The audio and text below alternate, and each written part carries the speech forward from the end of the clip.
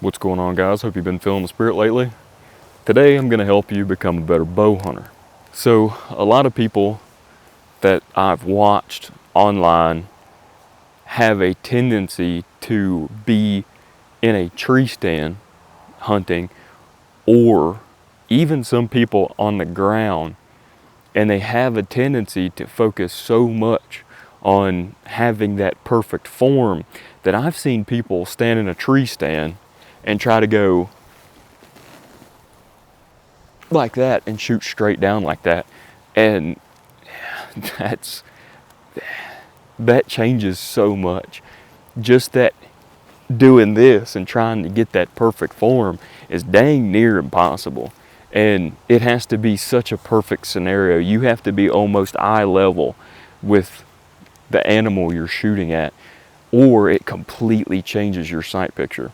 You know, one thing is, whenever I was compound hunting, one year I had to twist the string on a bow so that I could get the draw length down to my draw length, something that I could handle. And later on, when I got older, you know, we could untwist it as I got older, and I would be able to keep shooting that bow. It was a Matthews Drilling, so it was a solo cam, and it didn't have adjustable cams to adjust the draw length. I tried to put a peep sight on it, and it would keep twisting. Even a tubed peep sight would kind of twist in it. I decided that I was going to shoot without a peep sight. The very first opening day of season, a doe came out right at daylight. She stopped at about 30 yards, and she ended up ducking and spinning. I hit her in the shoulder blade. Of course, using mechanical broadheads, it didn't penetrate. That evening, I had 3 bears come in, which of I missed 2. Then a little doe came in. I missed her twice. And then finally, I hit the last bear. In that day, I should have killed 2 does and a bear. However, I missed high every single time. And only until the last couple years, I really understood why I was shooting high. Because of form. When shooting the compound, you have to shoot straight up and down, or with just a slight cant. Depends on how you want to sight in your bow. For me, I like to shoot it straight up and down. However, once I got in the tree and I started having to shoot downward, I didn't bend my hips at all. I just brought the bow straight down, which changed the position that my head was in. Therefore, I was hitting, even at 10 yards, 10, 15 yards, I was shooting like that far high. It became a big problem. So then we had to end up figuring out how to get a tubular peep sight to stay straight. I didn't really understand it then, but I do now. That being said, I've seen a lot of people try to hold this perfect vertical bow, Olympic style archery form in a tree stand, and it just doesn't work. Yeah, you might be able to shoot that target really good, but if you're a persistent bow hunter and that's your main goal when you come out and start shooting a bow, you can't focus on shooting how the Olympic archers shoot, standing in a line up shoulder square with the bow straight and having plenty of time to take their time in their shots. You're gonna make bad shots, number one, and number two, because an animal moves, target doesn't move, animal moves. So now you're rushed. So now your typical 10-second shot turns into a, oh crap, I've got to rush this 2-second shot, and then you're going to start making bad shots. Not only that, you're not going to take your time to aim. You might not have target panic out shooting at a target, but you're going to have target panic shooting at that animal because you're going to be more anxious. One big thing is that downward angle. Man, that looks so awkward. I've had, like last year I shot a doe and hit her back. The reason is because I was sitting in my saddle and I had the camera right here, and I was so worried about getting footage of the deer that the deer walked almost all the way through my opening and then turned and quartered away. And now the deer was quartered away. I didn't hit as bad as I thought I did, but I did hit a little far back. I was aiming for about the last rib, and I ended up hitting right in front of the hip. What caused that was I didn't have time to settle in for a shot because I was so worried about the stupid camera and getting the camera on. So I was sitting there fooling with the camera, and then all of a sudden my opportunity was leaving, and I had to, like that, and just let go of the arrow. I didn't have time to try to sneak into position and be sitting there ready and then pull back and make the shot. With that being said, had I tried to shoot a perfect form shot in that moment, there ain't no way I would have got that shot off. And what I've learned over trying to hunt on the ground, you're never going to be sitting upright on your knees. It's slim to none. And you get into big pieces of public land that are hunted, those deer aren't going to sit there and let you do that. They're not going to sit around and just sit there and look at you. They're not going to trot 10 yards and then stand there and look at you. They're going to go. You need to be ready to make a shot no matter the circumstance. So if I come out here every day in the yard and I take my time, square up my shoulders, hold the bow perfectly up, find my, okay, that's 20 yards, find my crawl or whatever, you're not practicing for that real life scenario no matter how you shoot. You need to be able to make that shot like that and in awkward positions. And if you don't practice in that awkward position, you're not going to be able to do it in that awkward position in the moment. How do you practice? Well, think about what scenarios you might end up in when you're hunting. Let's say you're sitting on your knees. More than likely, say that's where the deer is, right? More than likely, it's not going to come out perfectly to where you can sit here, do this, align your shoulders, stand here and go like that and make a shot. It's just not going to happen. More than likely, you're probably going to be aiming for over here, right? And you're not going to be sitting straight up. You're kind of going to be leaned back. Let's say you're sitting here, you hear something coming, you get your bow ready. Say I'm sitting here like this, just waiting to see what's getting ready to happen. And then all of a sudden, I hear something else behind me.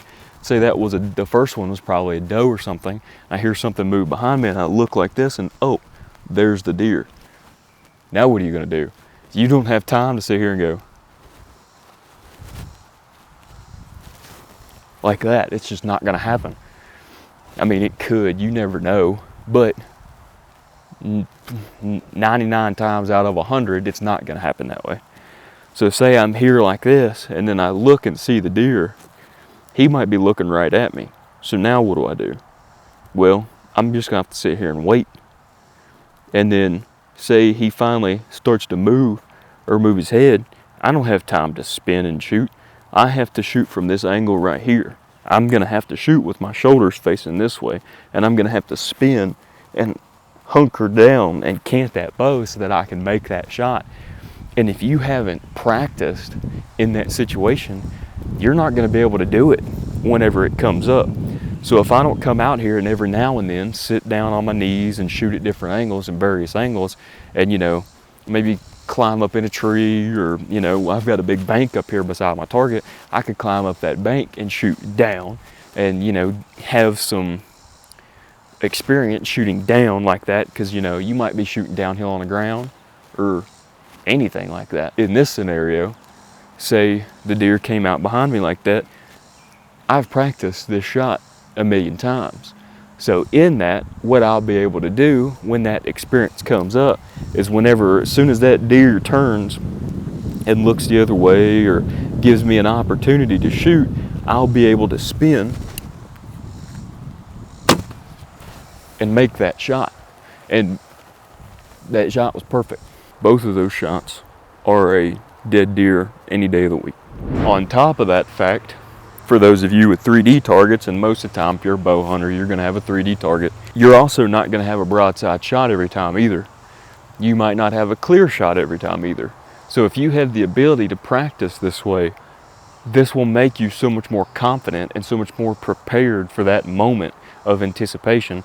You'll be able to make that shot. Say I'm sitting here on my knees, right? So this is where I'm set up. All right. The deer's straight behind this tree. So, you know, I could shoot it right here through this gap, but say, you know, it come out and I'm sitting here and I'm waiting for it to come through. And then once it gets behind that tree, I get the bow up. All right, now it's stopped and it's semi-broadside. I mean, it's quartered away. And now I'm also shooting through that fence too. So if I hit the fence and it skips, I might lose my arrow. But say I'm sitting here, I'm waiting, it gets in behind this tree. I get my bow up, I get ready, I lean out, all right. Now I've learned to keep my balance because my hips are back. If I tried to keep that bow straight up and down and I shot like this, I'm at a huge risk of going and hitting that bow off the ground, or it's gonna come back and hit my leg. So what I'm gonna have to do is cant the bow. So if I can cant the bow like this, I have no worries about that arrow contacting anything. I get ready, I come out, and because I'm not sitting straight up as well, if I sat straight up and leaned out, I can't keep my balance like that. So to be able to keep my hips back and just roll out, I've got perfect balance because my center of balance is back because my hips are back. So then I can just poke out from behind a tree, pick my spot, and hit the fence, just like I said I was going to. But anyway, does it look like it was going to be a decent shot? I don't know. Say you're walking into where you're going to go hunt, or say, you know, whatever the situation may be, you have to shoot through some brush. Well, I have some brush right here, and again, well, no, I should be able to get over the fence if I stand up, so I'm going to stand up on this one. But say I need to shoot through some brush, or even if I really wanted to go to that extreme, I could come over here and shoot through the brush over here, and it's really brushy through there. Well, you know what, let's do it. So you probably won't be able to see the target, but it's right through those leaves there. Say in this scenario here, I am set up right here, and all these limbs are in my way. And say I'm, you know, somewhat over here, right? I have all these limbs and stuff in my way to shoot through there. So now I have to find a gap to get that arrow through. So what I'm gonna have to do is hunker around and find my gap. Okay, I found a small gap through there. So now what am I worried about? I'm worried about this limb. If I shoot straight vertical and try to stand up straight, I can't get a clear shot. And also this limb right here is in the way. I'm pushing on it. It's right here. So say I hunker around, I find my opening through there. Now I have to get under this limb. So either I can lean forward and cant the bow, or I can stay back and cant the bow. And I shouldn't, well, no, it's still in the way. So I'd have to lean even farther back, but then I'm not even in my opening. So what I can do in that situation is lean forward until I've got my opening, and now the limb isn't in the way. So I can draw the bow, and I cut a leaf out, but I shot and hit the target where I was looking. Most people won't be able to take that shot because they don't practice it. They won't have the confidence to take that shot. They're gonna sit there and think, oh, well, you know, my arrow isn't gonna get through those small limbs and stuff, and that's heavily dependent on your arrow weight. These arrows have a 100 grain insert and 200 grain head on it. So more than likely, if that's a really sharp broadhead on there, it's going through a limb like that. But you can test it. You can take it out here and take that arrow and shoot it through there and see if it cuts through it. If it don't take that shot. However, if your setup will make that shot, then test it. See if it works and see if you can come out here and do it. Sorry, I'm trying to block the wind out of the mic real quick. But that being said, you know, if you're a bow hunter, please practice how you hunt. Practice to make that offset shot. If you're so strict on making that perfect shot where your form is perfect and you're straight up and down, don't take that shot unless you can be straight up and down. I've watched, you know, countless people make bad shots or almost make bad shots because they're in such bad form or they're just in a big predicament. Being unbalanced is not good. You need to have balance whenever you're shooting so that you can make a good shot. Number one, your bow arm will be more taut and you can really keep that bow in one spot. But number two, if you're shooting a heavyweight bow and you're unbalanced, that bow's probably doing this right here and you can't, there ain't no way you're gonna be able to aim and make that shot. I mean, you know, the best of the best can, but let's face it, none of us are the best of the best. So that being said, practice how you're gonna hunt, practice to make that shot. And if you don't wanna practice to make that shot, then don't take it. You know, you owe it to the animals you're hunting. But that being said, thank you, Lord, for a beautiful day. I'm going inside. It's really hot. It's starting to get really windy. So, you know, trying to cover this mic up. But, yeah, stay tuned for the next one.